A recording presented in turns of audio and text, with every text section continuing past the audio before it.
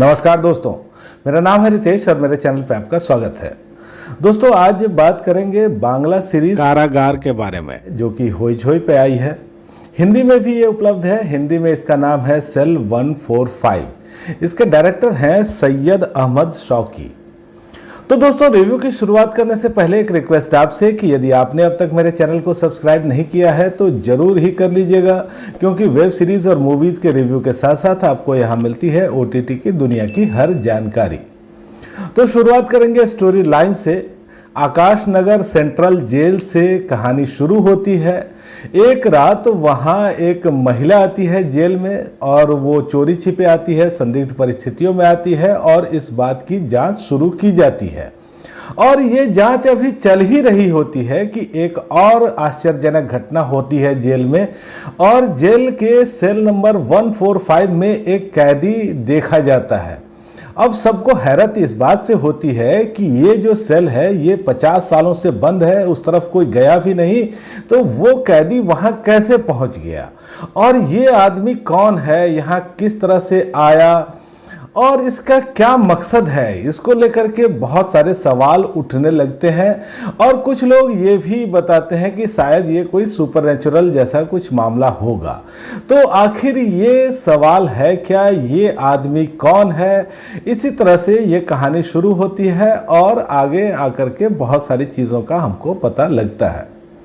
दोस्तों, ये जो सीरीज़ है ये 1-2 महीने पहले ही आ गई थी और मैंने इसका 1-2 एपिसोड देखा भी था, लेकिन फिर मसरूफियत में ये मामला पीछे ही रह गया। 1-2 कमेंट भी मुझे आए कि आप ये सीरीज़ को देखिए और इसका रिव्यू करिए, लेकिन फिर भी ये थोड़ा टलता रहा।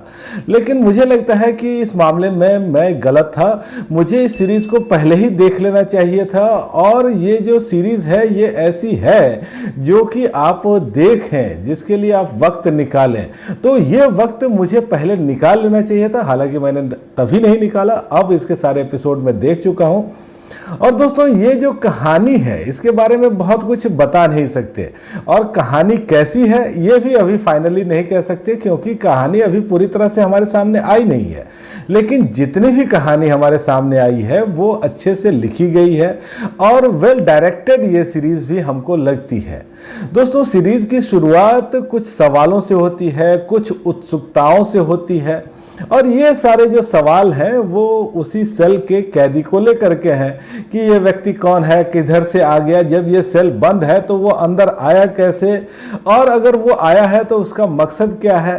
तो जब धीरे धीरे ये कहानी आगे बढ़ती है तो इनके बारे में बहुत कुछ इन्फॉर्मेशन हमको मिलती है, और ये जो इन्फॉर्मेशन है ये भी कंफ्यूजिंग है, क्योंकि हमको कभी पता चलता है कि ये मीर जाफर के काल के थे, तो कभी कुछ और पता चलता है, और इनको लेकर के जो सवालात हैं, जो संदेह हैं, वो और गहरे होते चले जाते हैं।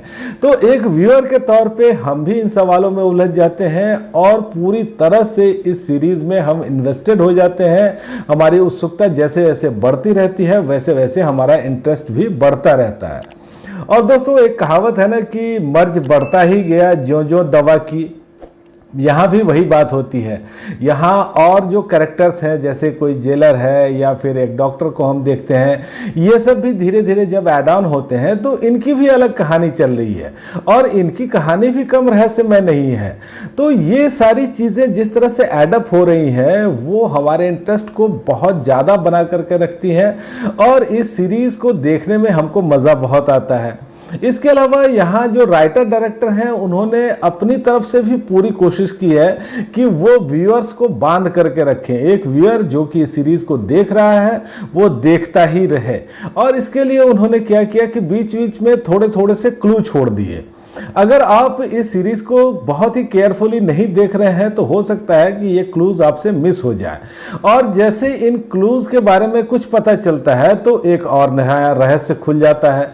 तो ये जो वातावरण बनाया गया है और जिस तरह से एक बहुत बड़ा पजल क्रिएट कर करके एक व्यूअर को उसमें छोड़ दिया गया है, ये इस सीरीज़ की सबसे खास बात है, और इसीलिए ये जो सीरीज़ है वो पूरी तरह से इंगेजिंग है। आप जब इसको देखते हैं तो देखते ही चले जाते हैं।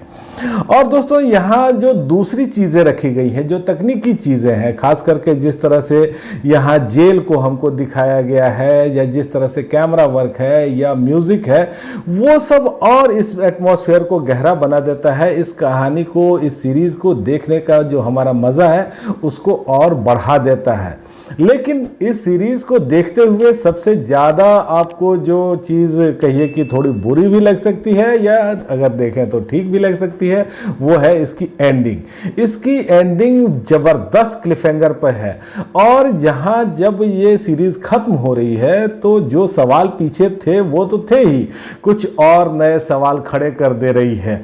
और यहाँ पर हमको लगता है कि देखिए ये सीरीज यहाँ खत्म नहीं होनी चाहिए थी, कहानी को और आगे बढ़ना चाहिए था। लेकिन यहाँ ये हमको बताया गया कि जो इसका पार्ट 2 है उसमें जो कहानी है वो आगे बढ़ेगी। और दोस्तों इसके पार्ट 2 का जो इंतजार है अब मुझे लगता है कि बहुत ज़्यादा होने वाला है। हालांकि ये इंतजार बहुत लंबा नहीं होगा ऐसी उम्मीद है, क्योंकि हमको ये जानकारी भी मिल रही है कि पार्ट 2 की जो शूटिंग है वो खत्म हो चुकी है, पोस्ट प्रोडक्शन का काम हो रहा है। तो हो सकता है कि अगले 3-4 महीने में पार्ट 2 हमारे सामने आ जाए। दोस्तों अगर अभिनय के हिसाब से देखें तो भी ये सीरीज आपको अच्छी लगती है। चंचल चौधरी यहाँ कैदी की भूमिका में है और जिस तरह से उन्होंने अदाकारी की है, जिस तरह से उन्होंने अपना किरदार खड़ा किया है वो तो बहुत ही जबरदस्त है। बोलते वो है नहीं, केवल इशारे करते हैं और जो उनके इशारे हैं वो काफ़ी गहरे हैं, काफ़ी मैच्योर एक्टिंग उनकी दिखती है। जो दूसरे कलाकार हैं वो भी आपको अच्छे लगते हैं। तो दोस्तों 7 एपिसोड आए हैं अभी पहले सीजन में और ये जो एपिसोड हैं 30-35 मिनट के आसपास के हैं। सेक्स न्यूडिटी जैसी कोई बात नहीं, लेकिन कुछ जगहों पर एब्यूजिव लैंग्वेज का इस्तेमाल जरूर किया गया है। तो दोस्तों सीजन 2 का इंतजार तो अभी है ही, लेकिन सीजन 1 के लिए जो मेरी रेटिंग है वो है 5 में से 4 की। तो दोस्तों ये रिव्यू आपको कैसा लगा मुझे कमेंट करके बताइएगा और आपने अगर ये सीरीज देख रखी है तो भी मुझे बताइएगा कि आपको ये कैसी लगी। धन्यवाद।